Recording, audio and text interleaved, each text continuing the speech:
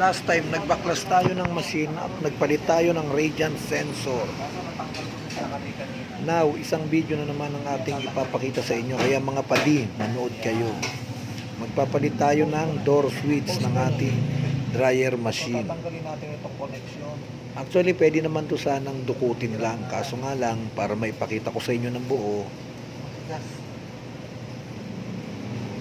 binaklas ko na lang yung door niya. Alisin ko muna yung pinaka connection ng switch. Gamit tong special tools. Ito, star siya. Star. Tatanggalin natin ito. Itong connection na ito.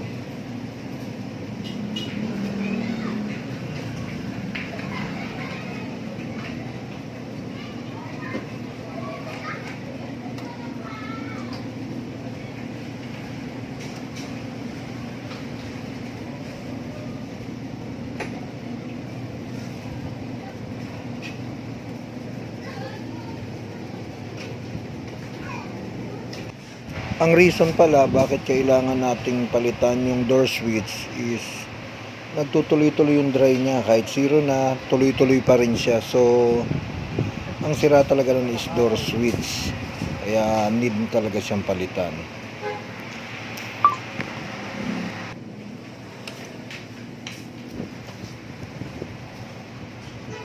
Isa-isa nating tinatanggal ang mga screw gamit ang star wrench.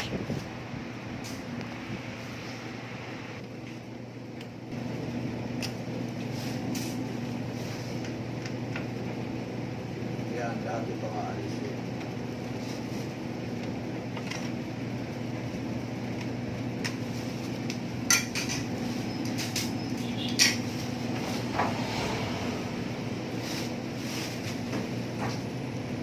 Alisin din natin to. Actually, kabubukas ko lang na ito eh. Biglang nasira yung door switch. So, kailangan talaga baklasin. Tatanggalin din natin ito oh. Itong lid protector ata ito.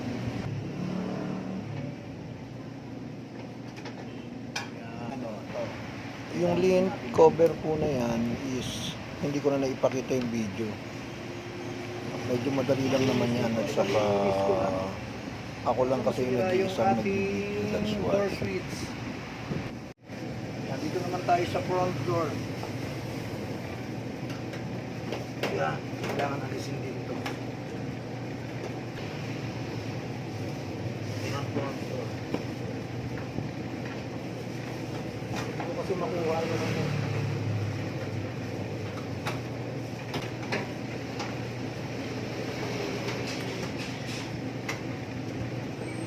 Ayan.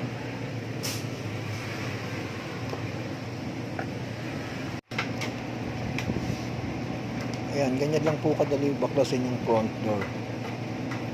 Naka-screw po siya, hindi lang po siya kabigat.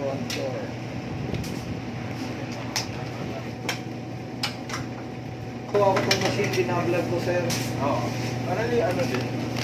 Alay mo, magka-income. Ayan o. Pala rin, sumikat di ba? Oo, sumikat. Kaso pag hindi pinala, hindi sisikat. Yung pinaka-door switch. So, tatanggalin natin. Ayan. Kaya iba, boss? Opo, boss. Nasira eh. Ganyan lang kadali tanggalin yung door switch. Ito, press mo lang. Sa ilalim, then i-move mo forward. Ayan, ganyan lang kasimple siya. Natanggal na siya. As simple as that. Okay na. Nakuha ko na. Ito. Ayan ang door switch. Yan ang image niya po. Tingnan niyo mabuti. Ito na mga padi. Bali, ikakabit na natin itong door switch. Ayan.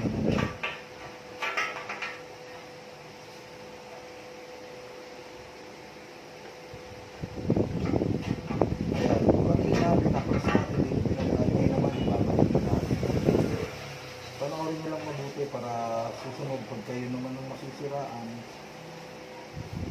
kayang-kaya nyo na po. Ayan. Ayan. Okay.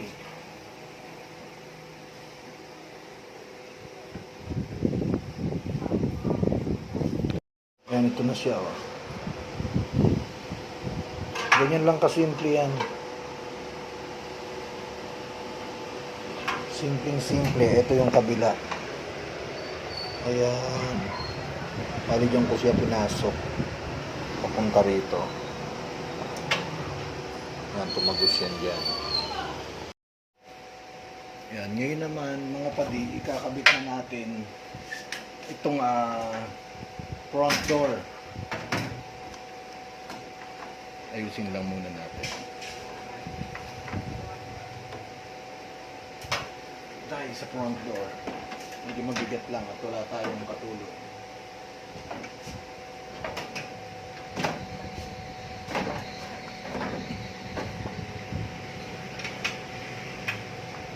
Ganyan lang kasimple. Simpleng-simple. Kung ipapagawa pa natin ito, naku po. Yari na naman ang 2,000 natin ito. Yan lang, medyo mahirap kasi ako lang mag-isa.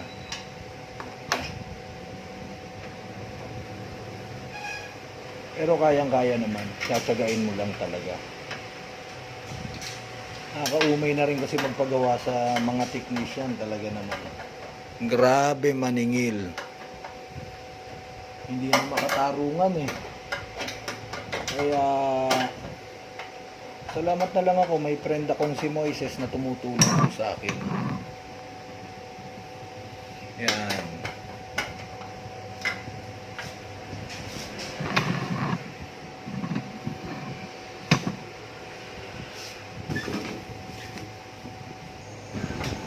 Ganyan lang kasimple ang pagbabaklas ng machine. Isa-isa lang, wag lang magmamadali para hindi mararatel. Again po, kung gusto niyo pong matuto ng mga ginagawa ko, pwede po kayong magpaturo sa akin. Kaso nga lang, through video call lang. Ito lang ang medyo nagpapatagal pagka may mga gagawin kami, yung pagbabaklas ng mga tornilyo. Wala kasi kaming impact wrench. Pero siguro kung meron, napakabilis lang yan.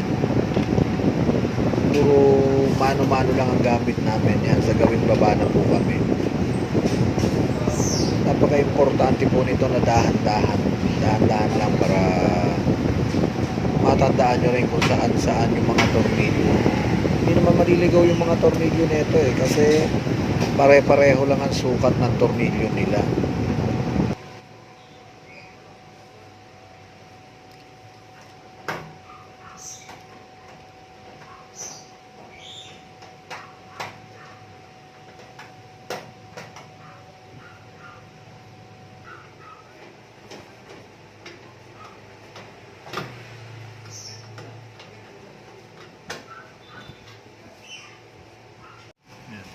Ito yung pinaka-importante sa lahat.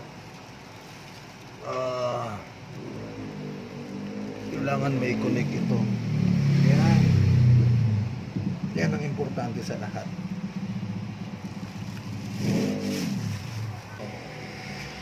Pag hindi mo na i-connect ito, hindi ito gagana. Ayan siya.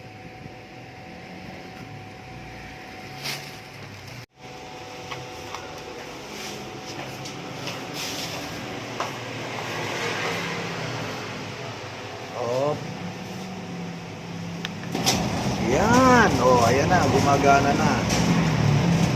Kanina, kahit zero na, ayaw pang tumigil. Pero ngayon, titingnan natin kung titigil siya. Pag binuksan ko yung pinto, ayan nag-select cycle na siya. Ulitin. Kanina, ayaw niyan mag-select cycle eh. Kapag ka binubuksan, ulitin ko ha. Ayan 30. Kanina pag binubuksan ko yan, 30 pa rin. So ibig sabihin sira talaga yung switch niya. Bubuksan ko ulit Ayan Nag zero cycle. Nag-select na siya. Select cycle.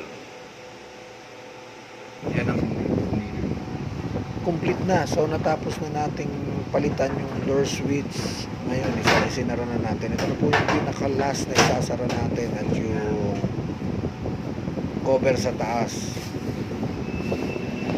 Ito na, ilalagay na natin. Yung paglalagay kasi nito, bali hindi ko na maibidyo kasi nahirapan ako lang mag-isa. Pero madali lang ikabit yan. Turuan ko na lang kayo kung gusto nyo. Pero madali lang yan. Board protector. Ayan. Yan ang nagpo-protect sa board po natin.